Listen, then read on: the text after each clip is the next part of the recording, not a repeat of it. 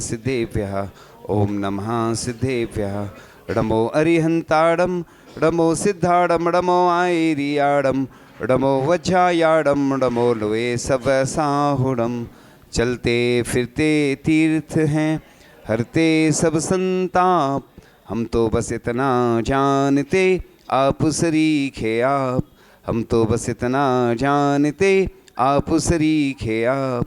कुंडलपुर के बड़े बाबा की, मूल नायक श्री शांतिनाथ भगवान की, महासमाधि धारक परम पूज्य आचार्य भगवान गुरुदेव शिक्षण विद्यासागर जी महामुनिराज की, परम पूज्य आचार्य श्री समय सागर जी महामुनिराज की, परम पूज्य मुनि शेख सुवाड़ा विमल सागर जी, अनंत सागर, धर्म सागर जी आदि समस्त 3 करोड़ मुनिराजों की, परम पूज्य निरापक मुनि श्री अभय सागर जी आदि, प्रणम सागर जी आदि आज के तिथि में जो अतिथि बने ऐसे समस्त दीक्षित मुनिराजों की।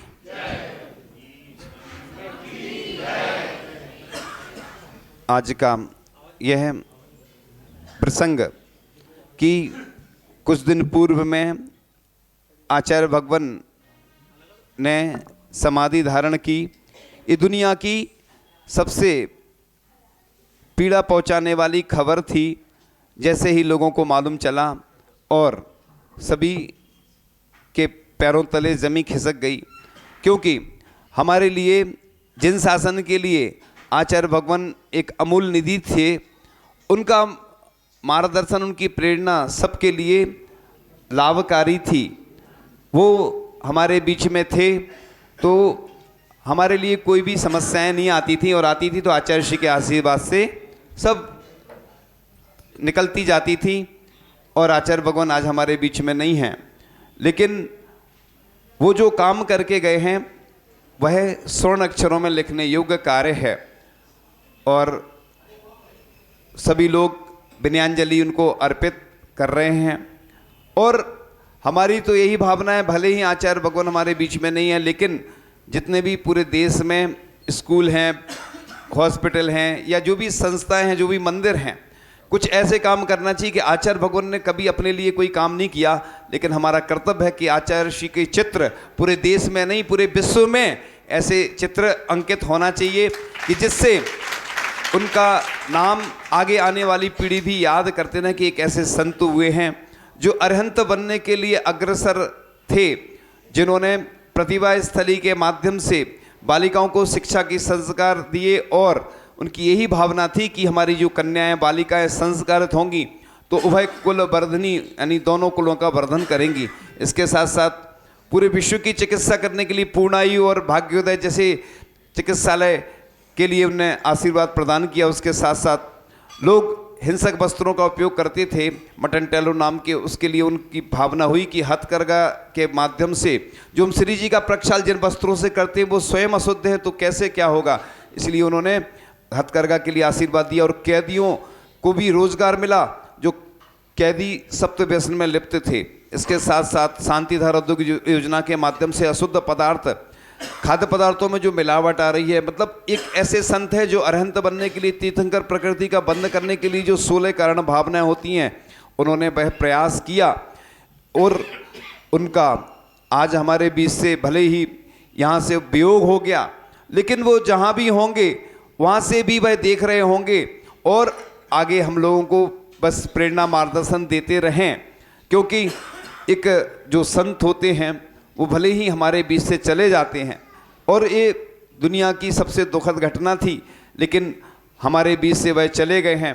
लेकिन उनके जो कार्य हैं, जो उनने सबके लिए, जिन शासन के लिए, इतने पाषाण के मंदिर के लिए आशीर्वाद दिया, जो अजर अमर हैं, 2000 वर्ष तक जीवित रहने वाले ऐसे मंदिर हैं, और भी जो उन्होंने संस्थान के लिए जो भी आशीर्वाद दिया, उनकी हमेशा यही भावना रहती है कि गरीबों को भी रोजगार मिले। तो पूरी मैत्री के माध्यम से जो विधवा आदि महिलाएं हो जाती हैं, जैन महिलाएं, यानी व्यक्ति, हमने सोचा है, सोचते हैं कि व्यक्ति नहीं सोच पाता जितना आचार्य भगवान ने सबके लिए सोचा, यानी युवाओं को भी रोजगार मिले, उसके साथ गरीबों की भी उनको चिंता थी। जब उनका संयम स्वर्ण महोत्सव मनाया गया, पूरे देश में कीर्ति स्तंभ बनाए गए, क्योंकि उन्होंने नहीं कहा कि हमारे कीर्ति स्तंभ बनाओ। एक ऐसे विरले संत हैं जो कभी नहीं कहते थे कि हमारे लिए, वो हमेशा, बल्कि जब मालूम चला उनको कि इन लोगों ने इतने सारे कीर्ति स्तंभ बनवाए हैं, तो उन्होंने यही कहा कि ये तुमने पैसा क्यों बर्बाद किया है। इस पैसे से अगर कुछ उपयोग करना था तो गरीबों के लिए कुछ करते। देखो कितनी अच्छी भावना, किसी के अंदर ऐसी आती भावना। हर व्यक्ति अपनी ख्याति पूजा लाभ के लिए हर कोई काम करता है। हम पूरे देश में जाते हैं, जहाँ भी कुछ बनता है, मंदिर बने, बेदी बने, संत निवास बने, तो नाम के लिए चलता है पूरा। एक ऐसे विरले ही संत थे कि जिनको कभी नाम की कोई इच्छा नहीं थी और वो हमेशा दूसरों के लिए करते गए। हमने उनके लिए क्या किया बताओ? कभी भी उनने अपने लिए कुछ किया हो तो आप बताइए, नहीं किया। लेकिन हम उनके लिए विनयान्जलि कल पूरे अंतर्राष्ट्रीय स्तर पर पूरे देश में, एक साथ विदेश में भी दोपहर में कार्यक्रम इसलिए रखा गया है कि जिससे पूरे एक साथ लोग विनयान्जलि अर्पित कर सकें। हम लोग क्या करते हैं, मंदिर आते हैं, सिर नवाया भगवान को और चलते बनते हैं। क्योंकि हमें क्या करना, संत थे वो चले गए, लेकिन ऐसा नहीं है, वो हमारे लिए सब कुछ थे। और देखो आप, प्रधानमंत्री से लेकर जितने भी लोग हैं, सब ने, आचार्य भगवान एक ऐसे संत हुए कि जिनके बारे में वाकई में उनने अपने विचार व्यक्त किए। नहीं तो रोज कितने सारे लोग आते हैं चले जाते हैं और रोज होता रहता है, लेकिन वास्तविकता में आचार्य भगवान ने सबके लिए किया। और जब भी उनके पास कोई नेता आदि जाते थे, वो यही बोलते थे कि एक ऐसे संत के मैं दर्शन करके आया हूँ कि जो अपने लिए नहीं बोलते कभी, ना अपनी कोई संस्था कोई मंदिर के लिए नहीं बोलते, बस वो देश हित में बोलते हैं कि कैसे हमारा यह भारत है, इंडिया नहीं भारत बने, और हिंदी भाषा के लिए, मातृभाषा के लिए और भी जन जन का कल्याण हो, इसके लिए हमेशा वो प्रेरणा मार्गदर्शन देते रहते थे, अपना सानिध्य और आशीर्वाद प्रदान करते थे।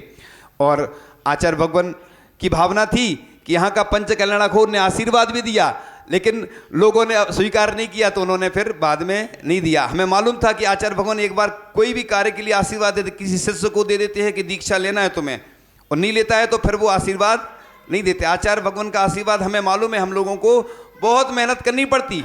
जितने साधु संत हैं सबको दर्शन करने के लिए कई बार पत्र लिखते हैं, बार बार बोलते थे, तो भी आचार्य जी आशीर्वाद नहीं देते थे, और पहुंच भी जाए तो दुर्लभता से दर्शन होते थे। पिछले 2 साल पहले की बात है, कुंडलपुर में हम सभी साधु संत बैठते थे आचार्य भगवान के सामने, और लगता था कि बस बैठे ही रहो, उनको छोड़ने की इच्छा नहीं होती थी। यानी भैयावृत्ति करते थे सब साधु संत, और बड़े बड़े जितने उनके बड़े शिष्य हैं सब बैठते थे। और जैसे ही बैठते थे तो नंबर नहीं आता था, जैसे तुम लोग तो नंबर लगाते लाइन में लगते हो, हम लोग भी लाइन में लग जाते थे, बैठ जाते थे कि अभी नंबर आएगा, और नंबर नहीं आता था, बैठे रहते देखते रहते थे। बस आचार्य भगवान कहते थे बस 2 पैर हैं, 2 लोग से ज़्यादा नहीं करना। और आचार्य जी बातें करते थे तो हम लोग कई बार बीच में कर लेते थे भैयावृत्ति के, आचार्य जी का ध्यान नहीं है बातों में है, तो हम लोग भी ऐसा कर लेते थे। और एक बार की बात है कि मैं, सब महाराज जी चले गए बड़े बाबा के ऊपर, मतलब दर्शन करने, कोई नहीं बचा। अब आचार्य जी बचे और एक विनय भैया जी बचे, और आचार्य जी की भैयावृत्ति कर रहे थे, चर्चा कर रहे थे। तो उन्होंने कहा कोई है और मतलब महाराज हो तो बुला लो। उन्होंने कहा सब महाराज चले गए। तो पूज्य समय सागर जी महाराज बाहर बैठे हुए थे, उनको बुला लिया और वो भैयावृत्ति शुरू कर दी उनने। और हम भी बाहर बैठे थे तो माला फेर रहे थे हम, तो हम बैठे थे तो इतने में विनय भैया बाहर आते हैं अंदर से कि आचार्य जी आपको बुला रहे हैं भैयावृत्ति के लिए। तो हमने कहा अरे ये तो दुनिया का सबसे बड़ा सौभाग्य है कि मतलब आचार्य जी स्वयं बोल रहे हैं। और उन्हें बुला लिया और उस दिन बहुत देर तक भैयावृत्ति करते रहे। तो हमने कहा आज तो कितना अच्छा अवसर मिल गया कि पूज्य बड़े महाराज जी और हम दोनों, बस महाराज के अलावा कोई नहीं। एक बार कुंडलपुर में भी ऐसा ही हुआ कि हमने सोचा कि आज भैयावृत्ति करना आचार्य जी की, तो उस दिन हमारी सामयिक के बाद हमने सोचा अभी उठ जाएंगे तो कर लेंगे, रात की बात थी और नींद लग गई। फिर दूसरे दिन फिर सोचा कि आज फिर अपन सोएंगे नहीं, आज सामयिक के बाद फिर आचार्य जी की भैयावृत्ति के पास में ही सो रहे हैं, और दूसरे दिन फिर नींद लग गई। तो फिर हमने कहा ये तो बहुत बड़ा। फिर तीसरे दिन हमने सोचा आज तो लेटना ही नहीं, बिल्कुल आज तो जगते रहेंगे। और फिर आचार्य जी की भैयावृत्ति जैसे की तो आचार्य जी उठ गए एकदम से रात में। तो उन्हें देखा तो महाराज हैं उन्हें, तो फिर उन्हें कुछ नहीं बोला। तो यानी पुण्य बढ़ाना पड़ता है, कोई भी काम है लोग सोचते हैं कि पुण्य हमारे यहाँ आ जाएगा, तो ऐसे नहीं आता है। इसलिए आचार्य भगवान ने हम लोगों के लिए बहुत कुछ दिया है और उनके उपकारों को तो हम चुका ही नहीं सकते हैं। इसलिए आचार्य भगवान की जो विनयान्जलि है उनके चरणों में हम यही भावना करते हैं कि जो आपने जो भी कार्य किए हैं, हम सब जो उनके शिष्य हैं, हम सभी मिलकर के वात्सल्य पूर्वक उनकी जो भावना थी उसको आगे बढ़ाएं। और उसी भावना को लेकर आपको तो जानकारी है, अभी हम लोग आगे बढ़ रहे हैं, कहाँ पहुँचेंगे क्या होगा वो आपको शायद जानकारी हो जाएगी, ठीक है ना। तो इसी प्रकार से कि आज के दिन जो दीक्षित हुए हैं ऐसे महागुरु जो पंच महागुरु के अंतर्गत आते थे, आचार्य भगवान पंच परमेष्ठी के अंतर्गत आते थे, ऐसे महान आचार्य भगवान ने आज के दिन दीक्षा प्रदान की थी। ऐसे मुनि महाराज जो आज पूरे भारत में जैन धर्म की पताका को आगे बढ़ा रहे हैं, फैला रहे हैं, ऐसे मुनिराजों के चरणों में यही भावना के साथ कि आप लोग समय से उपस्थित होकर के सब लोग अपनी भावना रखेंगे, और जो चुनिंदा लोग हैं वही अपनी, चूँकि श्रद्धांजलि विनयांजलि भावांजलि अर्पण करने की सबकी भावना होती है, लेकिन आप जानते हैं कि समय तो उतना ही सीमित रहता है। मुनिराजों को भी सुनेंगे आप लोग, इसके साथ साथ सभी लोग अपनी भावना रखेंगे। इन्हीं भावनाओं के साथ परम पूज्य आचार्य भगवान गुरुदेव शिक्षण विद्यासागर जी महामुनिराज